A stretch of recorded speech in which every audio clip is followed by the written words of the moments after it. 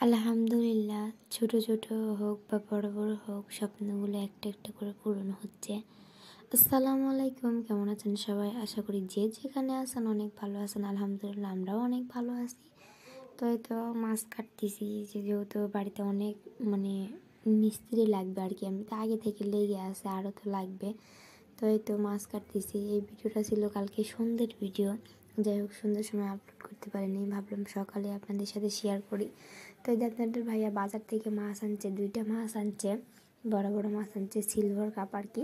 তো এই মাছগুলো এই যে আমি কেটে রাখতেছি, দেখেন মানে মাছটা আমি কাটতেই পারতেছি না, কি একটা অবস্থা। বটি তো ওইভাবে ধারও নাই, আর কাটতে পারতেছি না। যাই হোক অবশেষে কষ্ট মষ্ট করে যুদ্ধ করে কাটতে পারলাম। তো এই যে কাটার পরে আমি দেখেন যে এখানে যে ময়লা সয়লা ছিল সবগুলো করতেছি, করে মাছগুলোকে ভালো করে ধুয়ে আবার এগুলোকে আমি ফ্রিজে রাইখা দিব আর কি। যেহেতু আজকে মনে করেন কালকে সন্ধ্যের সময় তো লাগবে না, আজকে লাগবে। তো যাই হোক এই তো আমি ফ্রিজে রেখে দিয়েছিলাম মাছগুলো, যে ভাগ করে নিচ্ছি, মানে মাছগুলোকে রেখে দেওয়ার জন্যে। একবারে তো ধোয়া যাবে না, যেহেতু বড় মাছ। তো যেভাবে ভাগ করে নিয়ে ফ্রিজে রেখে দেবো আর কি। তো এভাবে করে ফ্রিজে রাখবো, রেখে কালকে বের করলে আল্লাহর রহমতে কালকের কাজটা সম্পূর্ণ হবে আর কি, রান্নার কাজ। তো যাই হোক এভাবে আমি যে রেখে দেবো মাছটাকে। এই মাছগুলোকে রেখে দেওয়ার পরে আমি অন্য কোনো কাজে চলে যাব। তো এতে এখানে আবার আমার একটা মানে জ্যাঠা শ্বশুর এসে বসে আমার মেয়েকে বলতেছে, যেহেতু আমার মেয়েকে দিয়ে আমি ভিডিও করাইতেছি, তখন বলতেছে রাইসা তুই আমার একটু ভিডিও করে দে, তো মানে ছবি উঠায় দে। তো তাই হোক জান না তো যে আমি এখানে ভিডিও করতেছি। তো আর কী করার, যেহেতু বোঝে না, এভাবে জানেও না, কিছু করার নেই। তারপরে চলে গেলাম সকালে নাস্তা করার জন্য। এই যে সকালে নাস্তা করলাম আর কি, রুটি বানাইছি, আর এখানে চাটনি, ডিম ভাজিও ছিল, ডিম ভাজি নিয়ে তো রুটি আর ডিম ভাজিটা মানে কি ক্যামেরাতে দেখানো হয়নি। তো যাই হোক এই যে হালকা পাতলা নাস্তা খেয়ে নিলাম। নাস্তা খাওয়ার পরে চলে যাব অন্য কোনো কাজে। এই যে নাস্তা খাওয়ার পরে দেখতেছি আমার মেয়ে ঘুম থেকে ওঠার পরে যে আমার মেয়ে ঘরটাকে গুছাই রাখছে কত সুন্দর করে। আজকে পুরো ঘরটা ওই গুছাইছে, আমি কোনো কিছু করি নাই। দেখেন মাশাল্লাহ, আসলে আমার মেয়েটা অতটা বড় না, তারপরেও যে এরকম করে গুছাই না শিখছে, তাতে তো আলহামদুলিল্লাহ। আরে ও সব কিছু গুছাইছে, বিছানা টিছানা সব কিছু গুছায় গাছায় রাখছে কত সুন্দর করে মাশাল্লাহ। এখানে যে সব কিছু গুছায় রাখছে, উপরে এগুলো গুছাইছে। তারপর পুরো আমার ঘরটাই কয়েকদিন এতই এলোমেলো আর এতই খারাপ একটা অবস্থা ছিল, এখানে দেখি সাজার জিনিসগুলো গুছায় রাখছে, মানে বক্সে বক্সে করে সুন্দর করে গুছায় রাখছে। গুছালেও কেন জানি আমার বাড়িতে জিনিসগুলো থাকে না, পিচ্ছি পাচ্ছিরা কে কোথা থেকে। এই যে দেখেন এখানে আমার মেয়ে গুছায় রাখছে। এই যে ছোটো মেয়ে দেখেন, মানে ছোটো মেয়ে ওর খালি কামে নষ্ট করা, মানে কি কোন জায়গাতে আছে এগুলো নষ্ট করে দিবে, মানে গুছায় কোনো জিনিস রাখবে না, ওর কাম খালি এগুলাই। কী করবো, ছোটো বাচ্চা। এই তো কত সুন্দর বুঝাচ্ছে না, মাশাল্লাহ। আমার কাছে তো অনেক ভালো লাগছে। আপনাদের কাছে কেমন লাগছে কমেন্টে জানাবেন। আর যদি আমার ভিডিওটা ভালো লাগে অবশ্যই লাইক কমেন্ট শেয়ার এবং আমার চ্যানেলটা সাবস্ক্রাইব করে পাশে থাকবেন ইনশাল্লাহ।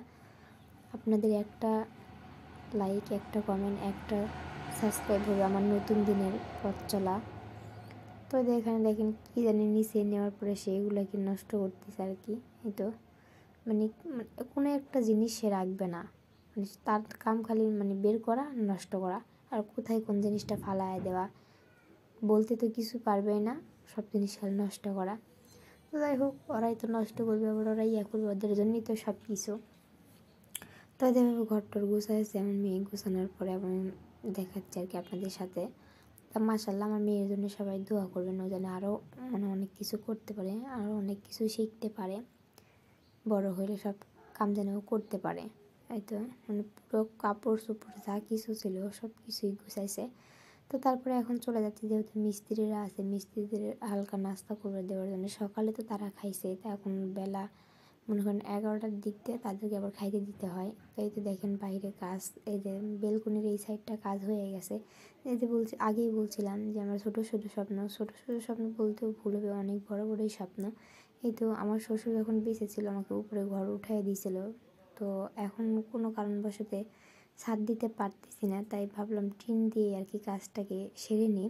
তো এই তো টিন দিয়ে করতেছি, টিনের ঘরে কিন্তু ঘর ছাদ দিতে হবে তার কোনো নেই। এটার উপরে আমার ছাদের উপরে ঘর উঠানো হয়েছিল, বাট শ্বশুর থাকলে হয়তো বা হতো, কিন্তু এখন শ্বশুর নেই, মানে অনেক সমস্যা।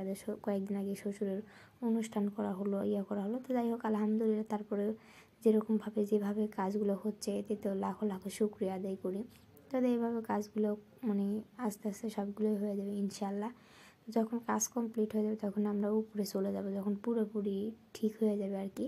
তো আজকে বাড়িতে মিস্ত্রি লাগবে, মোটর টোটর বসাবে আর কি, মানে একটা একটা করে আমার স্বপ্নগুলো সব পূরণ হয়ে যাচ্ছে আলহামদুলিল্লাহ।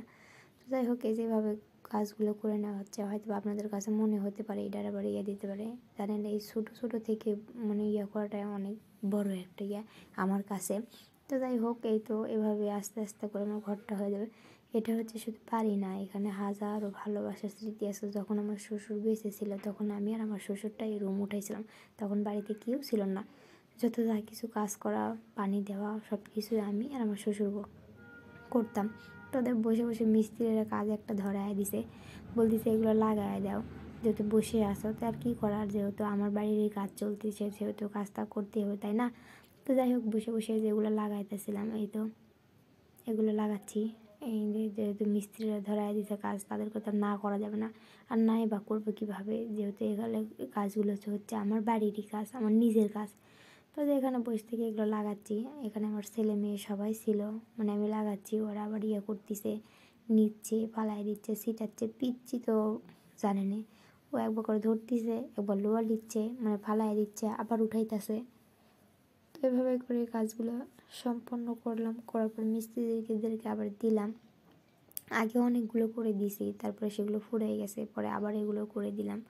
তাই তো এগুলো শেষ হয়ে গেলে তাদেরকে দিব, দিলে আপাতত আজকের মনে কাজ নেই। এই যে এখানে আমার মেয়ে দেখেন, এই তো নিচ্ছে, ফালাই দিচ্ছে, আবার ধরতেছে। তো এই তো এই পর্যন্তই ছিল আমার আজকের ভিডিও। যদি আপনাদের ভালো লাগে অবশ্যই পাশে থাকবেন ইনশাল্লাহ।